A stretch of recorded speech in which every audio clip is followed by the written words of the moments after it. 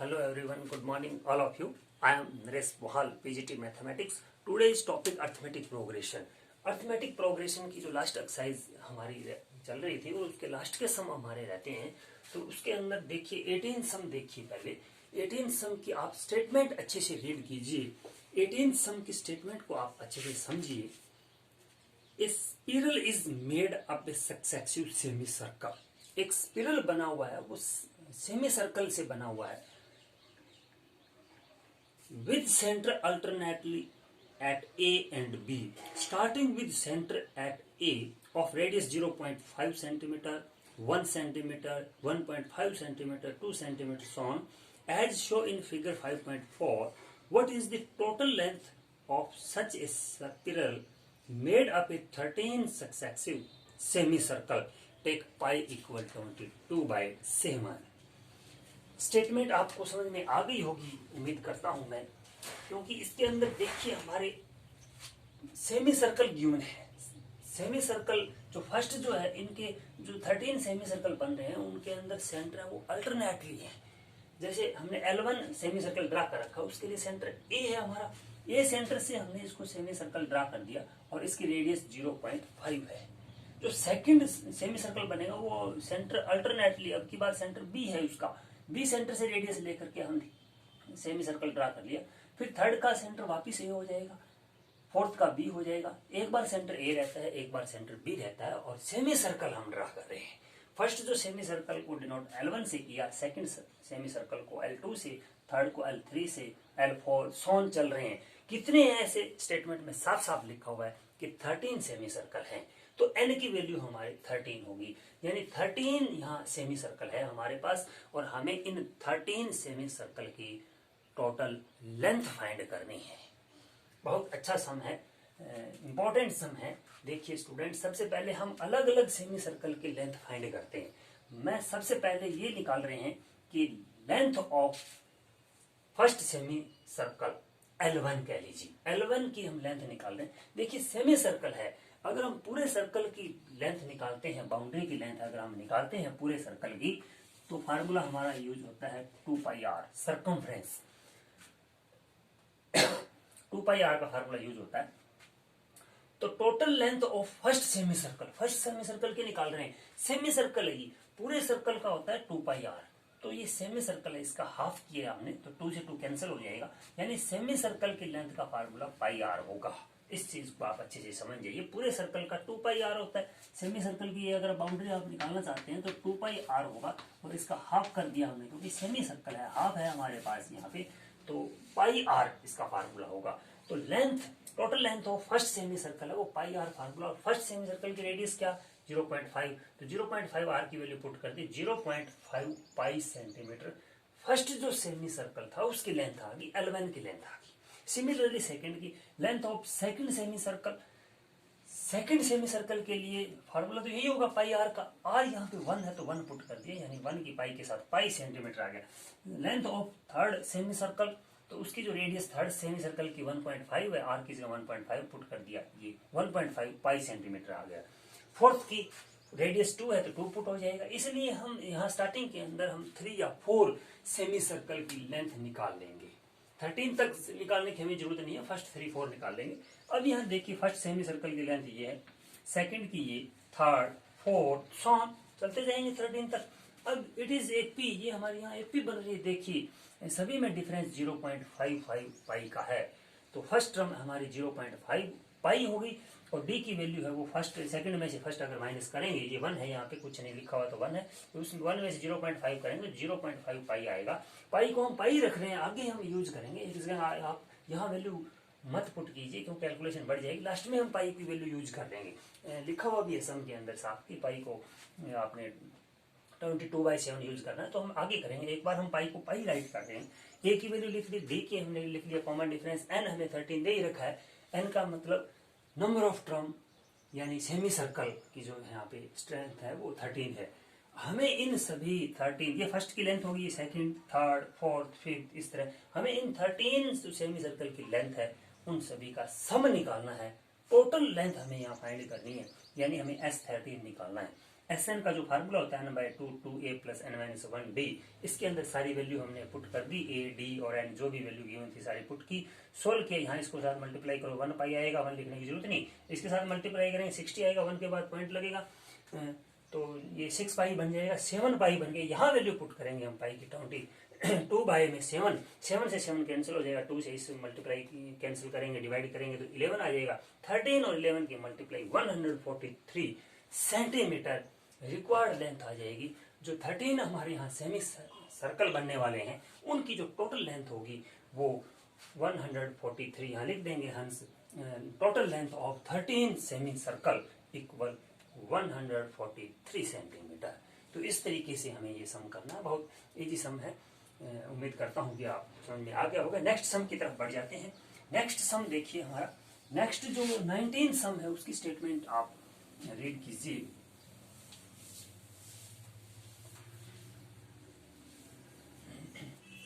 जो 19 सम है हमारे पास, उसके अंदर 200 logs are stacked in the following manners. 20 logs are in bottom row, 19 in next row, 18 in next row, it to be and so on. Figure 5.5 दिखा रखिए। If in how many row are in 200 log placed and how many logs are in top row. आप figure देख रहे हैं 5.5 के अंदर, वहां कुछ लकड़ी के टुकड़े हैं, उनको सेट किया हुआ है, उनको अरेंज किया हुआ है। जैसे यहाँ पे कुछ इस तरह से मैं कहूँ, इस तरह से यहाँ कुछ लकड़ी के टुकड़े रखे हुए हैं और उससे ऊपर वाली रो है उसके अंदर इससे कम रखे हुए हैं, उससे ऊपर है उसमें एक एक कम और होता जा रहा है। फिगर आपको दिखा रखी है। तो इसमें हमें 200 लॉग्स हैं टोटल, 200 लकड़ी के टुकड़े हैं इस टाइप के। तो वो जो 200 है, 200 क्या है, टोटल है। टोटल होने का मतलब हमें सभी जो लकड़ी के टुकड़े उनका सम गिवन है। इनडायरेक्ट वे से हमें SN गिवन है। आप समझ गए होंगे, हमें SN गिवन है कितना, 200। अब हमें दिखा हुआ है कि जो बॉटम रो है उसके अंदर कितने हैं, ये नंबर ऑफ लॉग्स हैं, वो बॉटम के अंदर हैं वो 20 हैं, नेक्स्ट के अंदर 19 है, नेक्स्ट के अंदर 18 है, नेक्स्ट के अंदर 17 है, ऐसे चल रहा है। एक कम है, जो नेक्स्ट जो रो है उसके अंदर पिछली रो से एक कम है, ऐसे स्टेटमेंट में साफ साफ लिखा हुआ है। तो ये हमारी एपी बन गई। अब यहाँ देखिए ए क्या है, ए 20 और डी कितना है, डी सेकेंड माइनस फर्स्ट करेंगे तो डी माइनस का 1 आएगा। डी क्या आएगा, माइनस का 1। अब फर्स्ट टर्म मिल गई हमें, कॉमन डिफरेंस मिल गया, जो डिफरेंस है वो, और सभी का सम हमें गिवन है SN। 200 है, ये टोटल दे रखा है स्टेटमेंट में कि टोटल यानी सभी का जो सम है वो 200 है, और हमें एपी बन गई, ए और डी मिल गया। अब हमें निकालना क्या है कि number of row, number of row, ये लाइनें कितनी है, फर्स्ट रो ये होगी, जैसे सेकंड ये है, थर्ड फोर्थ फिफ्थ, ऐसे नंबर ऑफ रो कितनी है। ये कहने का मतलब नंबर ऑफ रो का मीनिंग, ये फर्स्ट रो है, ये सेकंड रो है, थर्ड फोर्थ, कहने का मीनिंग नंबर ऑफ टर्म पूछ रहा है। यहाँ पे हमें नंबर ऑफ टर्म फाइंड करना है, n की वैल्यू फाइंड करनी है। फाइंड n फाइंड करना है। एक तो हमें यहाँ पे एक कह रहा है कि top row, how many logs are in top row, जो टॉप रो होगी, लास्ट होगी जो, उसमें कितने नंबर ऑफ लॉग्स होंगे। ये फर्स्ट टर्म होगी हमारी, ये सेकंड होगी, third fourth, last term find करनी है। कहने का मीनिंग हमें L फाइंड करना है, चाहे AN लिख लीजिए, हमें ये फाइंड करने हैं। ये दो हमारे आंसर हमें फाइंड करने हैं, लास्ट टर्म और अन। तो SN का फार्मूला है वो उसमें पुट कीजिए। SN n बाय में 2a plus n minus 1d, इस फार्मूला में पुट कीजिए। SN की जगह आ जाएगा 200। n हमारा यहाँ पे कितना, n हमें तो फाइंड करना है, तो 2a हमारा 20 है, मैं 20 पुट कर दूं तो 40, n हमें फाइंड करना है, और d हमारा आया माइनस का 1। जो भी वैल्यू हमारे पास गिवन थी वो हमने पुट कर दी है। 2 से इधर मल्टीप्लाई करूंगा मैं तो कितना बन जाएगा हमारा, 400 इक्वल n। अंदर देखिए क्या बन रहा है यहाँ पे, 40 माइनस 1 की जब मैं अंदर मल्टीप्लीकेशन करूंगा तो माइनस का तो बना n और माइनस प्लस का हो गया 1, यानी 41 हो गए। 400 इक्वल 41 हो गए यहाँ पे, 41 की n के साथ मल्टीप्लाई करूंगा तो 41n, और n की जब इस n के साथ करेंगे तो n स्क्वायर हो गया। अब यहाँ इसको एक साइड कर लीजिए जो हमारी माइनस के n स्क्वायर है वो पॉजिटिव बन जाएगा, ये पॉजिटिव इधर आके नेगेटिव, और इधर पॉजिटिव 400 है ये हमारा, इक्वल क्या बन गया, 0 बन गया हमारा, इक्वल 0 आ गई। ये हमारी यहाँ पे क्वाड्रेटिक इक्वेशन बन गई है, क्वाड्रेटिक इक्वेशन बन गई हमारी। और अब हमारे फोर्थ चैप्टर पे आपको फार्मूले याद आ जाने चाहिए कि क्वाड्रेटिक इक्वेशन को किस मेथड से सोल्व करते हैं। किसी भी एक मेथड से सोल्व कर दीजिए आप। यहाँ पे मैं फैक्टराइज मेथड से सोल्व कर देता हूँ। फैक्टराइज मेथड मल्टीप्लाई करें तो 400 आना चाहिए, और उनको अगर प्लस करें तो माइनस का 41 आना चाहिए। तो ऐसे फैक्टर इसके क्या बनेंगे, ऐसे इसके फैक्टर बनेंगे। मैं फैक्टर अगर यहाँ राइट कर दूं, देखिए यहाँ राइट कर देते हैं हम फैक्टर, n स्क्वायर माइनस का 41 आना चाहिए, और उनकी मल्टीप्लाई करें तो पॉजिटिव 400 आने चाहिए। तो माइनस का 25n और माइनस के 16n बनेंगे, और प्लस का 400 इक्वल 0। ये मैंने फैक्टर बनाए। इन दोनों को अगर हम सम करें तो सम आप करके देख लीजिए, माइनस का 41 ही बन रहा है, और इनकी मल्टीप्लीकेशन करेंगे तो दोनों नेगेटिव की है, मल्टीप्लीकेशन हमारी पॉजिटिव की 400 आएगी। तो फैक्टराइज मेथड से मैं क्वाड्रेटिक इक्वेशन को सॉल्व कर रहा हूँ। आप कोई मेथड लगा सकते हैं, फोर्थ चैप्टर आपने अच्छे समझ रखा है, चाहे आप फैक्टराइज मेथड से करें, कंप्लीटिंग स्क्वायर मेथड से करें, क्वाड्रेटिक फार्मूला से करें, इनकी वैल्यू सेम आएगी हमारी। तो फर्स्ट टू टर्म में से कॉमन आ रहा है, टेकिंग n माइनस 25, और इसमें से माइनस 16 अगर हम कॉमन लेंगे तो n माइनस 25 भी आएगी, इक्वल 0। अब यहाँ पे n माइनस जो 25 फैक्टर है वो कॉमन आ रहा है, तो n minus 25 taking out, and n minus 16 equal 0। Either this equal to 0 and n minus 16 equal 0, n equal 25 and n equal 16। बहुत इंपॉर्टेंट सम बन गया है यहाँ पे। अब देखिए n की दोनों वैल्यू यहाँ पॉजिटिव है, n नंबर ऑफ टर्म, अगर एक यहाँ नेगेटिव आती तो हम झट से रिजेक्ट कर देते उसको, बट हमारे यहाँ दोनों पॉजिटिव है, और पॉजिटिव है तो हम अभी तक हम ये नहीं कह सकते कि कौन सी वैल्यू हमारी होगी। तो अब हम जो वैल्यू लेंगे, n आ गया हमारा।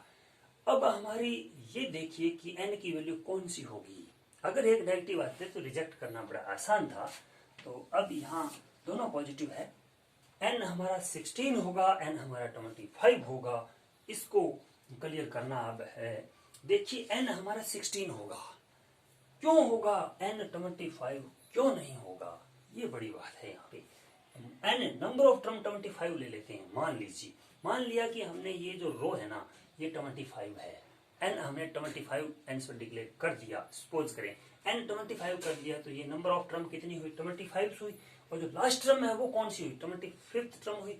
25th टर्म हुई, लास्ट टर्म अगर हम निकालेंगे तो 25th टर्म निकलेगी हमारी, क्योंकि n को अगर हम ये मान लेते हैं तो सपोज 1 मिनट्स के लिए, तो 25 टर्म है वो कैसी होगी, वो a प्लस 24d होता है an वाले फार्मूले से। an में हमने 25 पुट किया है, an का जो फार्मूला हमारे पास होता है, इस फार्मूले में n की जगह 25 पुट किया है मैंने। अब यहाँ a देखिए, a फर्स्ट टर्म हमारी क्या है, 20 है, और d कितना है हमारा, d -1 है। d -1 पुट करूंगा तो माइनस का 24 हो जाएगा, और हमारा माइनस का 4 आ जाएगा, यानी लास्ट जो टर्म है वो -4 आ जाएगी। और यहाँ नंबर ऑफ लॉग्स है, नंबर ऑफ लॉग्स नेगेटिव नहीं हो सकते, माइनस के 4 नहीं हो सकते। माइनस के 4 लकड़ी के टुकड़े हम कैसे डिफाइन करेंगे, तो नंबर ऑफ यहाँ लॉग्स है तो वो नेगेटिव नहीं हो सकते। इसीलिए हमारा जो 25 जो होगा n वो रिजेक्ट होगा, क्योंकि अगर नंबर ऑफ टर्म 25 हो जाते हैं तो जो टॉप रो है उसके अंदर हमारा -4 आते हैं, और -4 नंबर ऑफ लॉग्स कैसे हो सकते हैं, -4 स्टूडेंट कैसे डिफाइन कर सकते हैं। तो नंबर होते हैं वो पॉजिटिव के अंदर होते हैं, कोई भी नंबर पूछे हुए होते हैं, तो नंबर यहाँ पे नेगेटिव आ रहा है, इसीलिए हमारा 25 नहीं होगा। हमारा जो n की वैल्यू है वो 16 होगी, यहाँ पे नंबर ऑफ टर्म 16 होगा, 16 टर्म होगा, तो ये हम मिटा देते हैं। n 25 नहीं होगा, वो हमने क्लियर करके बताया कि 25 क्यों नहीं होगा, क्योंकि टॉप रो नेगेटिव आ जाती है। 16 लें, 16 टर्म निकालें, लास्ट टर्म 16 है, अब निकाल सकते हैं हम टॉप रो 16th रो होगी, और 16th रो के अंदर देखिए a प्लस में 15d यहाँ बनेगा, a की वैल्यू 20 है, डी की वैल्यू -1 है, -1 रखेंगे तो 15, और यहाँ पे देखिए 5 आया, यानी टॉप रो के अंदर 5 लॉग्स होंगे और नंबर ऑफ रो होगी वो 16 होगी। आप नीचे लिख देंगे कि hence number of row equal 16 and number of logs in top row equal 5। ये हमारे दो आंसर होंगे। बड़ा अच्छा सम है और फेमस सम है एक्सरसाइज का, बहुत इंपॉर्टेंट सम है ये लास्ट वाले। देखने में बड़े लग रहे हैं बट है इजी। तो उम्मीद करता हूँ कि आपको समझ में आ गया होगा। सभी लॉग्स का सम दे रखा है, मतलब एसएन दे रखा है, और इसमें फर्स्ट बॉटम में हमें दे रखे 20, फिर 19, 18, तो 1 कम हो रहा है, एपी बन गई, ए और बी बन गया, एसएन दिया हुआ है, फार्मूले में पुट किया, क्वाड्रेटिक इक्वेशन को सॉल्व किया। एन की 2 वैल्यू है, 25 नहीं होगी क्योंकि टॉप रो नेगेटिव आ जाती है, 16 होगा तो एन की वैल्यू 16 आ गई हमारी, और लास्ट टर्म है वो 5 आ गई। एन जो हमें फाइंड करना था वो 16 है और टॉप रो वाला आंसर हमारा 5 है। तो इस तरीके से आपने इस सम को अच्छे से राइट करना है। हम लास्ट सम की तरफ बढ़ रहे हैं, जल्दी देखिए लास्ट सम। लास्ट जो सम है वो उसकी स्टेटमेंट आप जल्दी से पढ़िए।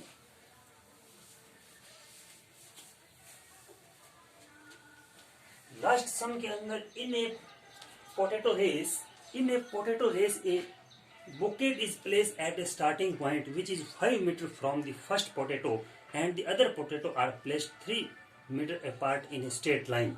There are 10 potatoes in a line. See figure 5.6. A competitor start from the bucket, pick up a nearest potato, run back it the drop in the bucket, run back up pick of the next potato, run off the bucket to drop in it, and continue in the same way until all the potato are in a bucket. What is the total distance of competitor has to run? बहुत अच्छा सम है। आप देख रहे हैं एक potato race का यहाँ पे जिक्र हो रहा है। पोटैटो रेस के अंदर एक कंपटीटर है, वो यहाँ एक कोई भी बुकेट रखी हुई है, और जो फर्स्ट जो पोटैटो है वो इससे हमारे 5 मीटर डिस्टेंस पे है। 5 मीटर डिस्टेंस पे फर्स्ट पोटैटो है, और जो बाद के जो पोटैटो है वो इससे 3 मीटर आगे हमें दे रखे हैं। 3 मीटर बीच की डिस्टेंस होगी। ये 5 है टोटल डिस्टेंस बीच वाली, ये डिस्टेंस 5 है, फिर आगे 3 मीटर की डिस्टेंस पे टोटल 10 पोटैटोज हमें रखे हुए हैं। और हमें ये बताना है, हमें जो कंपटीटर है वो बुकेट से चलना स्टार्ट हो रहा है, यहां से चल रहा है कंपटीटर। स्टेटमेंट में लिखा हुआ यहां से चलेगा। फर्स्ट पोटैटो को उठाएगा, एक ही वन पोटैटो वो पिकअप कर रहा है और उसको वापस इस बुकेट में डालेगा। फिर यहां से सेकंड के लिए चलेगा, इसमें डालेगा, फिर यहाँ थर्ड के लिए चलेगा। इस तरह 10 पोटैटो इस बुकेट के अंदर डालने के लिए उस कंपटीटर को कितने डिस्टेंस कवर करनी पड़ेगी, कितना दौड़ना पड़ेगा, ये हमें आंसर दे रखा है। देखिए फर्स्ट पोटैटो के लिए distance cover by first potato, distance covered by competitor for first potato के लिए कंपटीटर कितने डिस्टेंस कवर करेगा। फर्स्ट के लिए देखिए यहां से चल रहा है, 5 मीटर जा रहा है और 5 वापिस आ रहा है, तो कितने डिस्टेंस कवर करेगा, 10 करेगा। Distance cover by competition for second potato, second देखो यहाँ 5 पे तो पहला था और आगे 3 आ गई, तो ये इसकी जो डिस्टेंस सेकंड की टोटल कितनी होगी, 8 होगी। 8 वो जाएगा और 8 वापिस आएगा, तो सेकंड के लिए इसको 16 डिस्टेंस कवर करनी पड़ेगी। Distance cover by competitor for third potato, third देखिए, थर्ड यहाँ पे 8 तक था, 8 से आगे 3 आ गए, यानी 11 ये जाएगा और 11 वापिस आएगा, यानी 22। इस तरह से 10 बनेगी, सभी में एपी बनेगी। हम 3, 4 के निकाल लेंगे, 10, 16, 22 सॉन, और ये यहाँ पे n की जो वैल्यू है वो हमारे पास 10 है, क्योंकि 10 पोटैटोज रखे हुए हैं। 10 इस तरह टर्म आएगी। अब a हमारा है वो 10 हो गया, और जो d है हमारा वो 6 हो गया। कॉमन डिफरेंस सभी में देखिए यहाँ पे 6 का डिफरेंस आ रहा है। हमें क्या करना है, इन सभी का सम करना है। क्या करना है, सभी का सम। ये फर्स्ट पोटैटो के लिए डिस्टेंस कवर कर रहा है, ये सेकंड के लिए कर रहा है, ये थर्ड के लिए, फोर्थ, फिफ्थ सभी, तो सभी की जो डिस्टेंस टोटल हो जाएगी, उतना कंपटीटर को दौड़ना पड़ेगा, उतना कंपटीटर को चलना पड़ेगा। हमें S10 निकालना है, तो 10/2 2a यानी 20, और यहाँ पे 9 और d कितना है हमारा 6, तो इसको सॉल्व कर दीजिए। ये यहाँ 5 हो गया, 5 इंटू में ये कितने हो गए हमारे 20 प्लस 54, यानी 5 इंटू में ये हमारे हो गए 74, और इनकी मल्टीप्लाई कर दीजिए 2, और ये 22